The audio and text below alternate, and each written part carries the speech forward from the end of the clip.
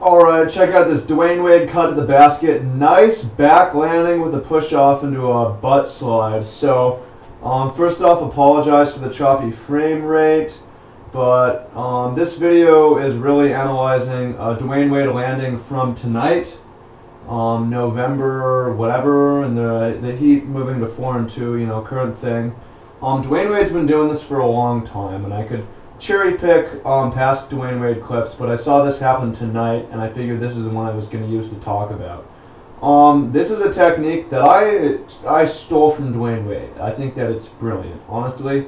I mean, you give up a little bit in transition sometimes, but in general, it's just an understanding of ground impacts and diffusing energy. So, like, he goes into a bit, he starts to go into a squat, and then you, like, basically just transfers directly into sliding.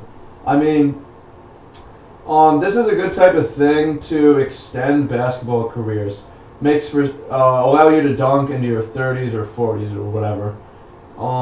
It's just a very efficient way to land. You'll also notice that Dwyane Wade takes off, rotates 180 degrees, 90 degrees on his last step, 90 degrees on his last step, and then 90 degrees in the air in order to land backwards.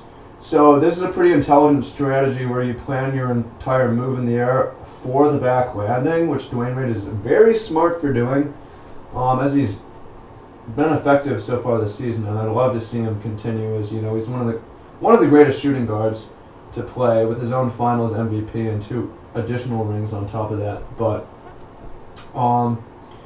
point of this video is kind of just to show that the elite of the elite in the NBA are actually very aware of landing. They know what they're doing. There's reasons for what they're doing. When you see me fall in my dunking videos on my back, I do it on purpose.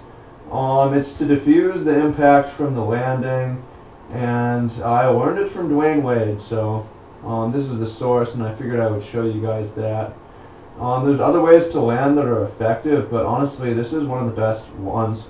Like, ideally, you get to the rim, and you're able to hang from the rim with 2 hands, and that allows you to drop in any kind of way that you want, from a stable and predictable position. Anytime you can't get to the rim, landing on your back's entirely reasonable play. And it doesn't need to be from a dunk either. Just any time that you're have an opportunity to land on your back, it's a smart play. Like, if you're shooting a jump shot and someone closes out close to you, how many times have you sprained or seen someone sprain their ankle landing on that closeout? Just fall on your back, right?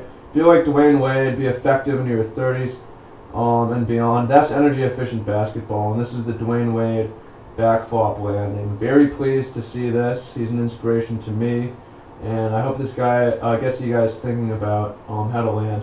One last thing that you can't really see is when he hits the ground, and I know he's doing this, he hits the ground and he pushes off with both hands the moment that he hits the ground in order to transfer it. I mean, otherwise he would basically do a flip on the ground, which is totally fine also.